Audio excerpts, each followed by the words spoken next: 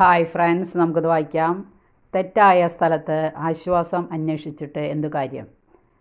നീ നിൻ്റെ ഹൃദയത്തെ ദൈവത്തിൽ പൂർണ്ണമായി അർപ്പിക്കുക. ആത്മീയ മനുഷ്യർ കർത്താവായ ഈശോ അവരുടെ കൂടെ എല്ലായിടത്തും എല്ലാ സമയത്തും ഉണ്ടാകണമെന്ന് ആഗ്രഹിക്കുന്നു. കാരണം ഈശോ നൽകുന്ന ആശ്വാസം അവർക്ക് തീർച്ചയായും സാക്ഷാത്തായ ആനന്ദം നൽകുന്നതാണ്. ചിലപ്പോൾ ആത്മീയ ജീവിതത്തിൽ ചില പരിശോധനകൾ ദൈവം അനുവദിച്ചു എന്നിരിക്കാം.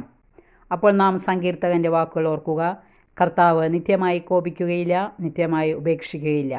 വിശുദ്ധ അഗസ്തീനോസ് ഒരിക്കൽ ഇങ്ങനെ പറഞ്ഞു: കർത്താവെ, അങ്ങേയ്ക്കായി അങ്ങനെ സൃഷ്ടിച്ചു, അങ്ങിൽ സമാശ്വസിക്കുന്നതുവരെ എൻ്റെ ഹൃദയം അസ്വസ്ഥമായിരിക്കും. തെറ്റായ സ്ഥലത്ത് ആശ്വാസം അന്വേഷിച്ചിട്ട് എന്തു കാര്യം?